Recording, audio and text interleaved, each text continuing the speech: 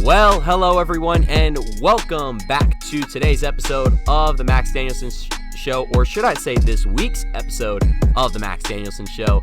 I'm your host, Max Danielsen, and joining me today, I have someone who I have gotten to know over the years. Ever since high school, he came along to Austin College. Very glad that he's still here and that I get to talk to him still.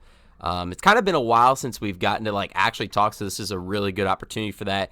That is my former throwing partner for BL Baseball. That is Mr. Lucas Herrmann. Lucas, welcome onto the show, my man. Thank you. Glad to be here. Lucas, I'm glad to have you. I really am, because especially the fact that how far we go back, being throwing partners all throughout high school, it felt only right to eventually get you on the show. Of course. So we start out every show with a little tradition that we do. First of all, I ask you what you do here at Austin College, what you're majoring in, and then what your favorite sports teams are. So I'll let you take it away. Well, at Austin College, right now I'm just focusing on my studies and running outside of school. That's one of my passions. Yeah, I've seen that. So for baseball, we get back sometimes at midnight, and I will see Lucas just running around the track at midnight. I'm like, you are crazy. But that's how committed he is, and he's a good runner too. He's a pretty damn good runner, should I say. Yeah, running's it was never my first thing that I enjoyed doing. It was never my top sport, but recently I've just found how much it's helped me to cope with stress and anxiety, so it's such a great outlet. Yeah, for sure. And then going on, what are you planning to major here at Austin College? I haven't decided exactly what I'm going to major, but it's going to be something related to math. Awesome. That's awesome. Math. And then finally, last question, what are your favorite sports teams? Well, being from Dallas, I'd have to say the Mavericks. Of course, Lucas turning 21 when the podcast goes up, it'll be a day or two ago, which is very big, but then go on. And the Cowboys, Stars, Rangers, and then just basically the Dallas teams. Now, correct me if I'm wrong, but you are an Astros fan. Is that correct? I am as well, yes. You are an Astros, and we will get into the Astros. So you being also a fan of both sides of the ball, maybe that could give us a different perspective from not only because I've had Astros fans on here talking about it. I've had people who are not Astros fans and hate the Astros on it. Now we get a person that likes and also is a rival of the Astros. So what a perfect way to do that. So we're going to start off here with college basketball. The first two topics that we're starting out with this podcast, Lucas, are some topics that are usually at the bottom of the podcast. But, of course, a lot of things are happening, not only in college basketball, but then for the NHL trade deadline, a lot of big things. So we'll start off with college basketball. Now, as soon as I put up last week's podcast, this just came out, which I was so mad about. Being that number 1 Baylor was upset by number 3 Kansas by the score of 64-61. Now, Lucas, I know you're pretty big into basketball and all that, and I'm pretty sure you've followed kind of how Baylor's been doing this season. With their loss to Kansas, how do you think that's going to play out, especially now that we are just a couple of days? We're just a couple of days till March Madness. We're getting pretty close. Yeah, it's right around the corner. I honestly think that Kansas beating Baylor is very big, and it's going to make the Big 12 picture interesting. For right sure, now they're tied for the lead in the Big 12, and Kansas has won 13 of the last 14 up until last year when Tech and Kansas State were there. Mm-hmm. And also Kansas, another interesting thing, they're number 1 and the only team in the top 5 with 3 losses. Yeah.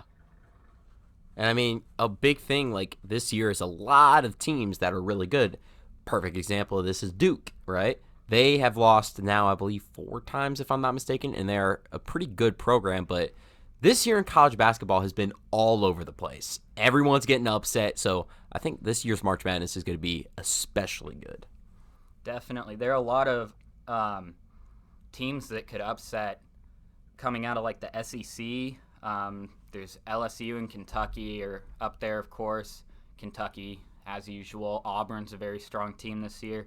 And they have a lot of other teams with around 15 wins right now that have played pretty solid basketball and been able to compete with other top teams in the conference.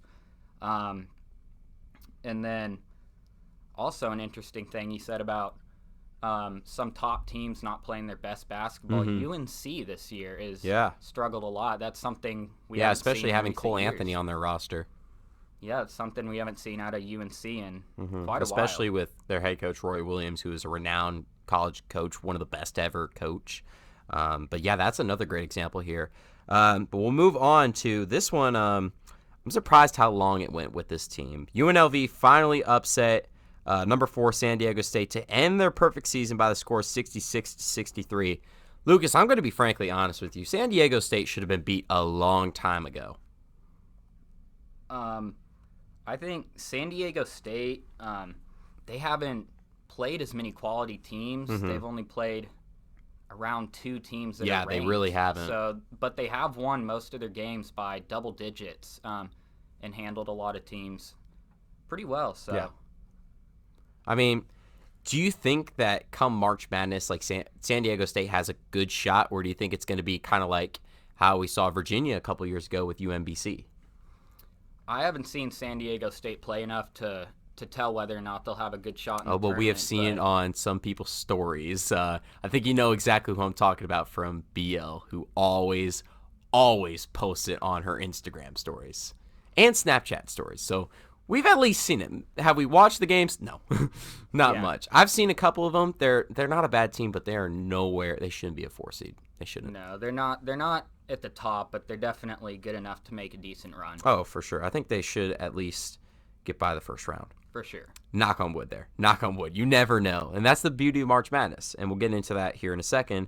But before we do that, that being the last big upset this week, there were 3 big upsets this week, and it involved the number 1, the number 2, the number 3, and now it's going to be the number 2 and also the number 4.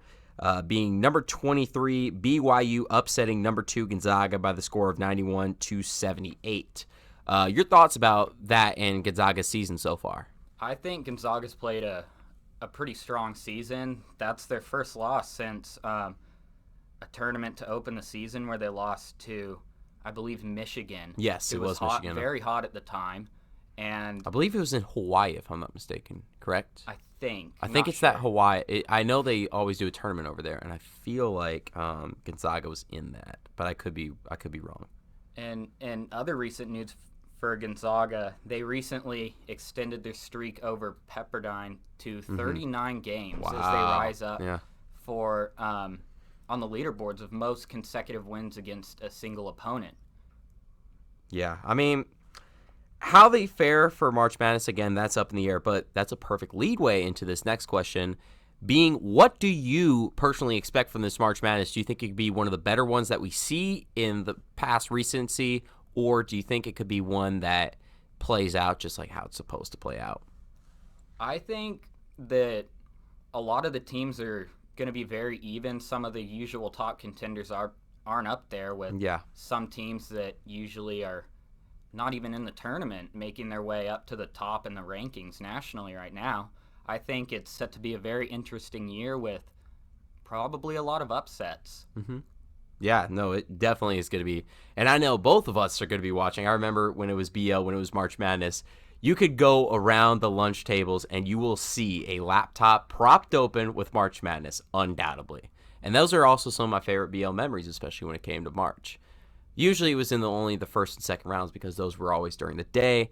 And then once you got to the third, fourth rounds, you can't really watch them during, the school day, which does stink. But then again, you are supposed to be working. I mean, so we are going to move on here to NHL, which is always usually the last bit of the news here on the podcast. But it being a big week with the NHL trade deadline and something as well happening with a major milestone, I only felt it fitting that we put it as the second one at least.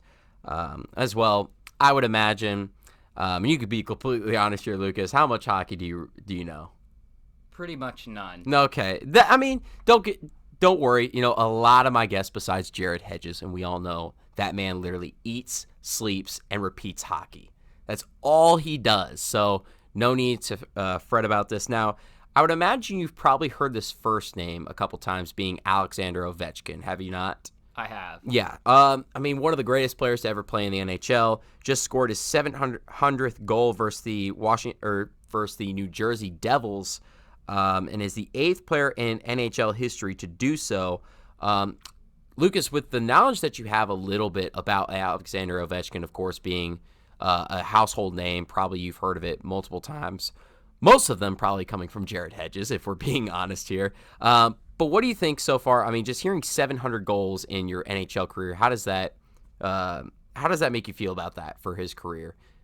I mean, like I said, I don't know much about hockey, but 700's a big milestone if he's only the 8th ever to do it. And I would have to say he's had a very successful career then. Yeah, I mean, even so, Mike Modano didn't even get 700 goals, and he was a big name in Dallas. Definitely. My favorite hockey player, actually, of all time.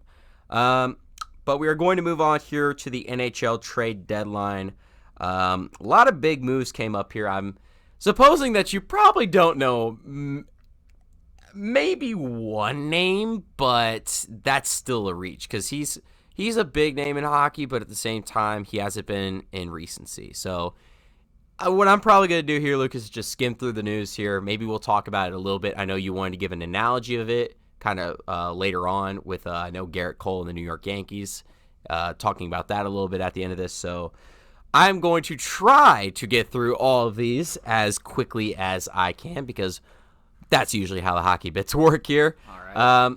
So the first big trade that happened was the Washington Capitals acquiring left winger Ilya Kovalchuk from the Montreal Canadiens. This season has been a resurgent season for him, especially the fact that he came from, I believe, the KHL a couple years ago and came back and has really done extremely well so far in the NHL and really is making himself a name. And, of course, Washington trying to make themselves another postseason run. You know, why not go and get a very big winger who's going to most likely be on your first or second line? The next trade that we have here, which is honestly a really good one, especially for the Hurricanes, being the fact that they acquired center Vincent Trocheck. I may be botching that name, but that doesn't matter. From the Florida Panthers for a number of players and prospects this season so far. He has scored 36 points and being 10 goals. He's really going to help, I would imagine, the Hurricanes being a firepower team that they are going to put him on the second line, and he's really going to work well with them. So we'll just have to see how that works out for the Hurricanes. The next one we got here is the New York Islanders acquiring Jean-Gabriel Pageau from the Ottawa Senators for a first-round pick, a second-round pick, and then a later third-round pick. Of course, this year he's had a breakout season, 40 points and a career-high 24 goals. Is really going to bring a little bit of a spark plug for the Islanders, especially the fact that the Senators are still trying to sell. This is something that they need to do, and the Islanders capped off on that and hopefully can re-sign him and secure him for a couple more years and be a very big piece for them. Next one we got here is the Pittsburgh Penguins acquiring the longtime San Jose Shark Patrick Marleau for a third-round pick this year. Overall in his career, 518 goals and 10 this year. He's nothing compared to what he used to be in the NHL, but still a veteran presence in your locker room, especially for a Penguins team, is going to be big for them. And especially, as usual, they're going to make a cup run. They always are. They're a big contending team. So I definitely see that this is a very big move for them, especially to put him on their second or third line. Next one we got here is a trade that went to the Edmonton Oilers. I believe this guy was also, if I'm not mistaken, no, he's not. So the Edmonton Oilers acquired center Andreas Athanasiou. I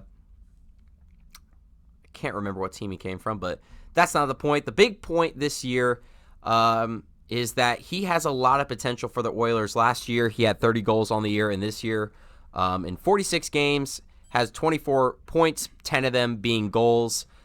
Maybe this can work out for the Oilers, but at the same time, I'm pretty sure they didn't give up much for him, but I could be mistaken. So we'll just have to see how that works out for them. Hopefully works out good, especially the fact that he was a 30-goal scorer last year. If he gets back to where he was, he's going to be a humongous piece there for the Oilers. Another player that got traded to the Edmonton Oilers is Tyler Ennis for a fifth-round pick. And when we talk about a resurgence season with Ilya Kovalchuk, the same goes for Ennis. This year, he has 14 goals in 33 points, and it's all on an $800K or a $800,000 contract, which is the lowest type of contract you can get in NHL hockey. For a fifth-round pick, this is a great pickup for the Oilers, especially for the season that Ennis is having. It's going to really help them, especially trying to make a playoff run like most of these teams are. That's what the whole trade deadline is about. And it's just going to be a big thing for them. Going on here, we got about a couple more things here. The Vegas Golden Knights acquired goalie Robin Lehner from the Chicago Blackhawks for a second-round pick. Now, this year he has kind of gone downhill with averaging giving up 3 goals a game, but he has a pretty nice save percentage of .918. And that also speaks volume there with the Chicago Blackhawks not having a really great defense and really being a firepower offense. And really just are not who they used to be. They have the pieces from their championship contending teams, but at the same time, they're older and it just doesn't work out like that. If you turn back the clock to about 2014, then you got yourself a team. And the final trade we got on here is the Carolina Hurricanes getting defenseman Brady Sekje for a first-round pick this year, 8 goals and 23 points. And the reason that they got had to give up a first-round pick for him is the fact that he's under contract till 2023, 2024. So for the Hurricanes, it's going to be a really, really great pickup for them. It's going to be someone who they can have in their system for a long time. I believe the next 3 or so years. So thankfully, they have that. But, Lucas, the last thing we're going to be talking about here, and I'll bring you back into it, you probably saw this over social media. We'll talk about the Carolina Hurricanes. So, in a game about 4 days ago when this podcast comes up, they were playing the Toronto Maple Leafs. First goalie gets injured. They bring in the backup. The backup gets injured. They bring in 42-year-old David Aries, who is the emergency goalie for the Toronto Maple Leafs. He came into the game, went 8 for 10 on saves, and eventually won the game, got the first star of the game. We saw this last year with the Chicago Blackhawks bringing in an emergency goalie. He got the win as well. I don't know how much you've seen this on the media. I know it was extremely big when it came out, but just to hear that, an emergency goalie coming in, a guy who has a normal day job and comes into an NHL game to play for 2 periods, what does that make you feel? Especially kind of just the amount of pressure that is built upon that. Honestly, I hadn't heard about it much on social media, but it's definitely, hearing about that story is definitely something that makes me want to look it up afterwards and see his story, because, I mean, after your first stringer gets hurt, you're not even expected to do as well with your second stringer. Nonetheless, having an emergency goalie come off the streets for you, especially a 42-year-old one. So yeah, but overall, still a pretty good story. You can't lie about that. It's a pretty good story, and something he'll remember for a very, very long time. So we are going to go to a very, very quick commercial break. When we get back, we're going to be talking about the NBA for a little bit. MLB Spring Training being underway. And then finally, just a little bit of news about the NFL. So don't go anywhere. We will be right back.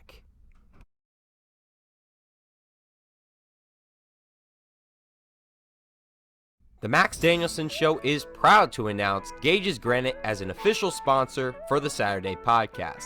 Gage's Granite is a family-run company operating nearby in the Dallas Metroplex. They offer custom granite, travertine, onyx, and marble countertops to homeowners and businesses since 2000. Give them a call today at 972-243-6097 or visit gagesgranite.com or on Facebook and Twitter. You can also stop by the main showroom located at 2427 Glenda Lane in Dallas. Gage's Granite, a proud sponsor of the Max Danielsen Show.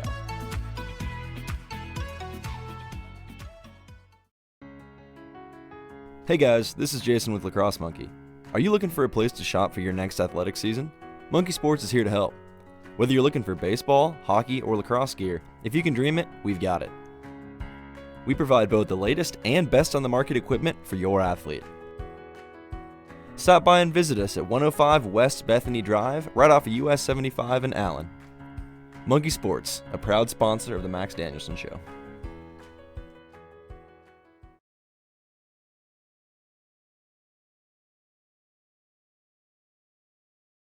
And we are back here on the Max Danielsen Show, where we left off. Talked a little bit about NHL hockey and a little bit about college basketball. So we're going to start out here on the NBA side of the news, being Bradley Beal setting career-high point numbers in back-to-back nights. The only player since Kobe Bryant in 2007 to have back-to-back nights with 50-plus points. And especially a couple nights ago, set his new career high of 55 points. So far this season, averaging 30.1 points per game, despite not being an all-star, which is very, very surprising. And I want to ask you, Lucas, especially, I'm probably guessing you've heard a little bit about the Bradley Beal situation in Washington, how he's unhappy about that. What do you think so far about his season? And do you think that eventually the Wizards do need to get rid of him and trade him to a team that can contend and use him well? I haven't heard much about that situation, but in terms of his season, he's having a great season, scoring 30 points per game in any season at any point of your career for any stretch is very big for the NBA. And then scoring back-to-back 50-point games and being the first person to do that in 13 years is huge. And to not be an all-star, having a season like that seems pretty ridiculous. Yeah. One of the bigger snubs. Oh, definitely. I mean, there were a lot of snubs too. I think the NBA All-Star game, like the voting, is just so bad because it's all fan votes. Alex, perfect example of this. All right, I'm gonna go on a little rant here. So Luka Doncic and Alex Caruso share the same birthday. Guess which player got posted first on ESPN? Well, the way you're saying it, I'm going to have to guess Caruso. Yes, it was Alex Caruso. And even so, they post about him every single day. All they tweet about is the Lakers, where you have a guy like Bradley Beal putting up 55 points in back-to-back, well, actually not back-to-back games, 55 points, but career-high numbers in that. And that's just the one thing. Like, media today is just so off, especially the fact, like, because the Alex Caruso thing was a joke, everyone's like, ha, ha, ha, pretty funny. And then the actual media outlets started picking that up. Or like, oh, let's keep this a running joke. And now it's turning into the fact that it's hurting other players' media presence and all that. I want to ask you, what do you think about that all just in general, about the whole media presence in the NBA? And another example about this, LeBron James had that 40-point night, and they posted him eating a Twizzler. What's the point of tweeting that out? There is none. I mean, I've heard more about LeBron James's diet in the past couple weeks than I have about how he's been playing. And to have Caruso mentioned before Doncic, who, before turning 21 years old, has already tied the franchise record for of triple-doubles, yeah. That was set by Jason Kidd. And even holds the record for the most before turning 21. I think it's got to do with Los Angeles being one of the big cities and the primary teams in the history of the NBA. And especially also, I would imagine this plays in a little bit with Kobe passing away. The Lakers are front and center stage, which definitely honestly makes sense. And, that was, of course, still a big thing, and they're still carrying it on because one of the greatest players to ever play in the NBA. But we'll move on about that depressing note because I know we could go on and on and on about the legacy and the life of Kobe Bryant. We really could. And we had a full segment about that, which is when I turn to a little bit of advertisement. Make sure to watch the Remembering Kobe segments. We had 5 parts about that, just talking to some people that were big Kobe fans, asking them kind of what Kobe meant to them, and then one of their favorite memories, and then what the game is like without him. So now we are back onto our thing. And the last thing that we're going to talk about for NBA basketball is Stephen Curry about to return to the Golden State Warriors this season on Sunday night. I want to ask you, do you think with Curry coming back that this could help the Warriors get back to where they were? Because right now they are not having a good season. I honestly think Stephen Curry coming back to any team would be able to help them improve a lot. Him being a unanimous All-Star a couple years ago just shows his presence on his team and the impact he has in the league. Curry's a high-scoring point guard. And I mean, his brother is also doing great things for the Mavs too. Definitely. So I think it's going to have a huge impact on the Warriors' play. And I mean, they're not the Warriors of recent years, but no means necessary. It's definitely going to help them improve. Now, the big thing is going to be how much of a pick do they have this year? Because if you think about it, if they have a good pick, let's say if Curry doesn't bounce back, they have a terrible year, they're going to get a top guy in the draft, which is scary because now they could easily replace KD. And they'll also have Klay Thompson. And Draymond Green. And I know Draymond hasn't been having a great season either. So we'll see. Maybe Curry coming back brings it all back together. I think the NBA prays it doesn't because we're tired of the Golden State Warriors just as much now as we're tired of the Los Angeles Lakers. But that's for a different day. So we are going to move. Quick notes about the NBA. Oh yeah, go for it, man. First, the Bucks. They're the first team to clinch a playoff spot this year. Yeah. Have you been paying attention to them or seeing how Chris Middleton's been playing? Chris Middleton's been having a pretty decent year. I remember seeing a picture. Maybe you saw this where they took a picture during the All-Star game, and Chris Middleton looked identical to Kobe Bryant, and everyone's like, "Wow!" But just besides that, not with that. I mean, but the Bucks really have a lot of talent. Giannis, of course, the Greek freak, going from his MVP season, he's having a great season now. Chris Middleton, of great re-signing from them, having an all-star year, being extremely well. Now, I know that Giannis and James Harden now have beef, which is a little bit interesting.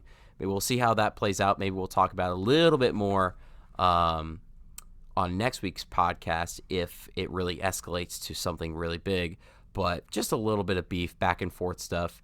Giannis said something, now James Harden said something, and we'll just have to see how the heck that plays out. It's kind of just Giannis chucked the grenade, James Harden just chucked it back, and we're just going to see if there's going to be a hot potato going on between those. Mm-hmm.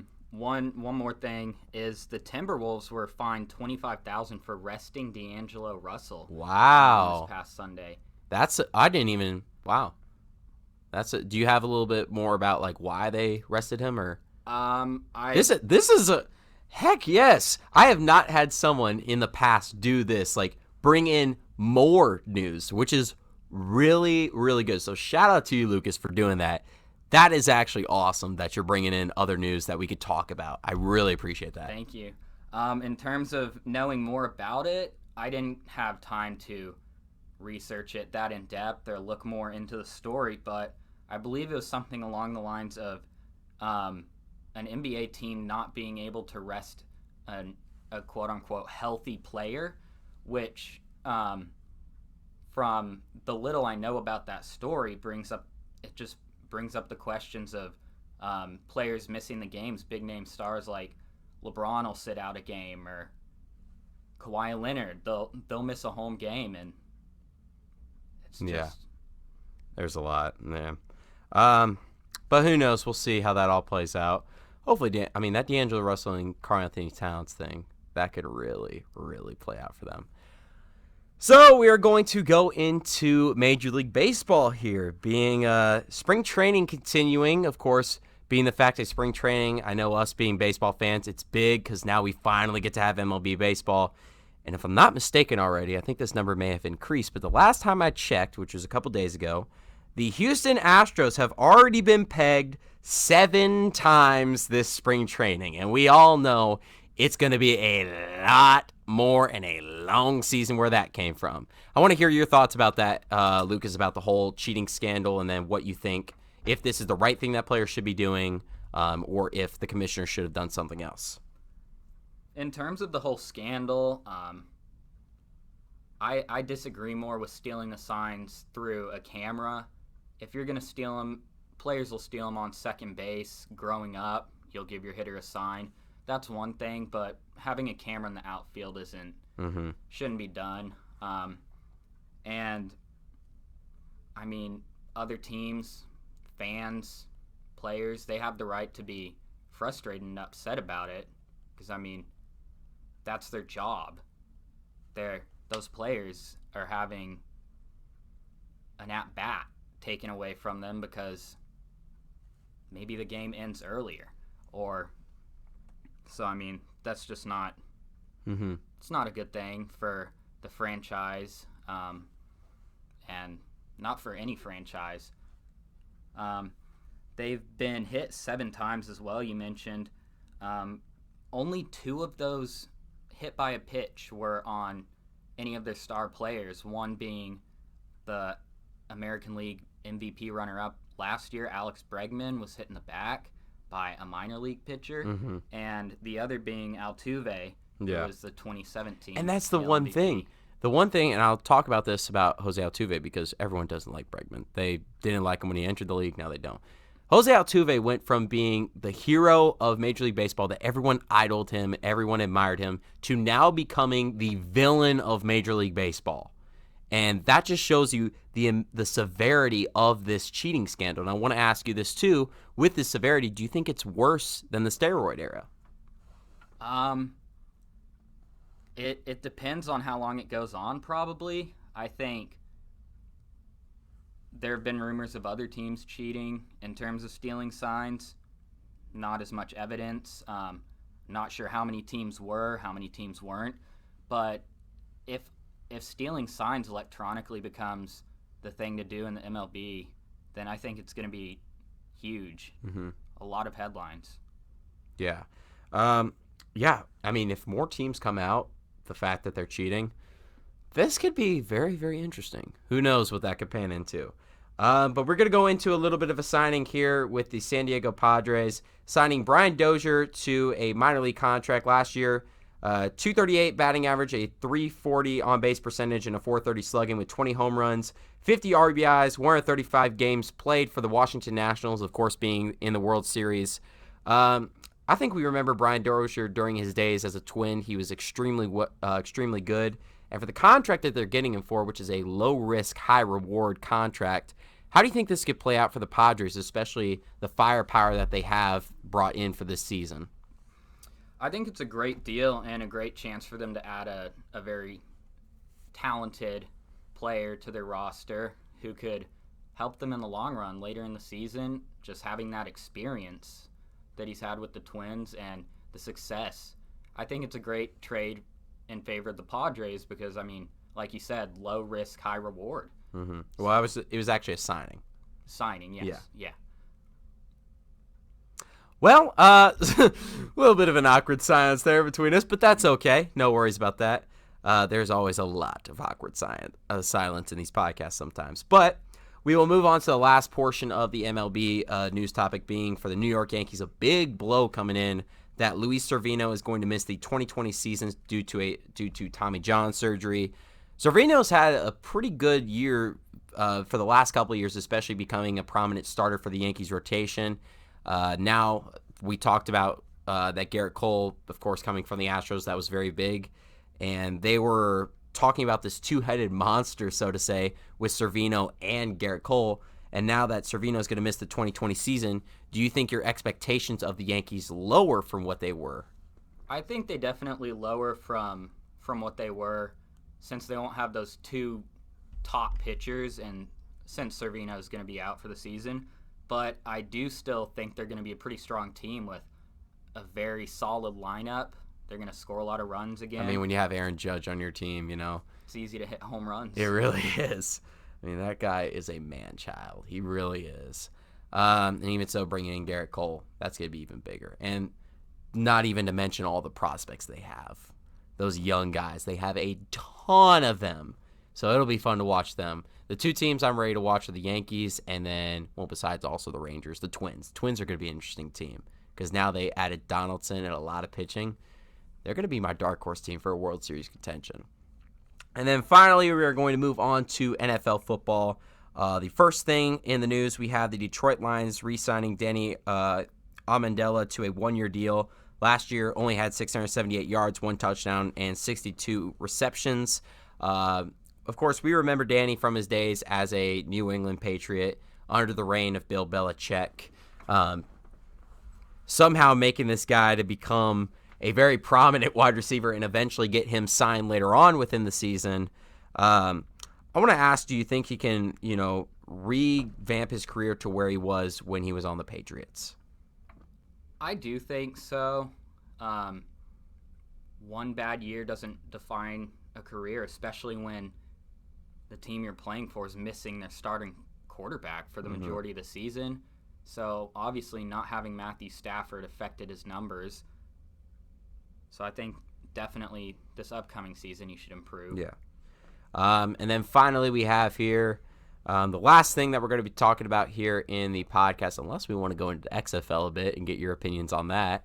Do we want to do that? I mean, do you know a little bit about the XFL at least? I haven't followed it much. But do you at least know about it? Yes. You want to talk about it afterwards? Why not? Yes. We got time. Why not? Last thing we got here for the NFL is the Kansas City Chiefs assigning the franchise tag to defensive tackle Chris Jones. Back in 2016, he was the 37th pick in the draft. Last year had a Pro Bowl season, but the biggest thing for the Chiefs, back in 2018, he had a 15.5 sack season, which is a pretty freaking good season, if I do say so myself. For the Chiefs, what is your opinion about this? Of course, it's a great signing or a great use of the franchise tag, unless, of course, Patrick Mahomes. But, for them, this is a very big part to their franchise, and especially the defense that we saw in the Super Bowl and throughout the season. I think it's obviously great for their defense having someone with 15.5 sacks 2 seasons ago and another Pro Bowl this year. That's definitely going to help them next season and in the ones to come. And we already know their offense is going to put up some crazy numbers. So, I mean, they've got a defense that's going to be stopping other teams, then they're hard to beat. Now, let me ask you this. Do you think they can make a good contention for defending their Super Bowl? I think they could. If Lamar Jackson plays the way he did this past year, that could really shake things up for him. I thought the Ravens were going to win, honestly. As did I. And also depending where the heck Tom Brady decides to go. Because that could either keep the Patriots in the picture or take them completely out. Definitely. So we'll have to see about that. And we're going to wrap up this podcast talking a little bit about the XFL here. Lucas, I just want to get your opinion on the XFL. Do you like the idea of the XFL? I don't know how much you've heard about the XFL, maybe watched some highlights about it. I know, of course, the Dallas Renegades, that's our new team here in Dallas playing at the old Rangers ballpark. I just want to ask you, do you think this is a good idea? And another question, a follow-up question to that too, someone talked to me about this, and this actually seems like a great idea. Do you think the NFL should look to partner with the XFL and make the XFL like their minor league system? Because if you think about it, the NFL is the only professional or North American professional sport that does not have some type of minor league farm system. Well, from what little I've heard about the XFL and followed it so far, I just think it's kind of interesting, and just having a team in Dallas is something I may look forward to watching in the years to come. I haven't heard much about them yet, other than I think they lost their first game, but they're missing their quarterback. I know they're coached by Bob Stoops, a long-time Oklahoma coach. And like you mentioned, possibly, or would it be a great idea to partner with if the NFL partnered with them? I think that would be honestly a good idea. It could allow some players that maybe are going to need some time to develop to really get to develop and grow their game, and then they get that chance in the NFL they might otherwise not get. And especially for quarterbacks make or break a team, honestly. And if you can have more quarterbacks going through like a farm league or a minor league, that's never that bad of an idea, because it just makes so many teams that much better. Yeah. I mean, with what the Dallas Renegades are showing, they did lose their first week, now bouncing back 2 weeks. We'll be actually going to the XFL game on Sunday, so we'll have to see how that works. But I think this is going to wrap up this week's episode of the Max Danielsen Show. Lucas, thank you so much for coming on to the show. It's great to always have you. I always ask this at the very end. Do you have anything else to say, or just want to add on anything more? Now is your time. The stage is yours, my friend. Honestly, there's not much. Of course, March coming up. Tomorrow's the last day in February. I'm really looking forward to March Madness. It's probably my favorite sporting event to watch throughout the year, even more so than the Super Bowl or the World Series, just because it's always so crazy and there's so many interesting upsets and ways that things could go, and also just getting to pick the games. Mm-hmm. The bracket play is fun. And that's about it. So yeah. Well, I guess this is going to wrap up this week's edition of the Max Danielsen Show. As I thank you from myself, Max Danielsen, and as always, have a pleasant good morning, a good afternoon, or good evening to you, wherever or whenever you may be watching. Thanks, y'all, and we will see you next week.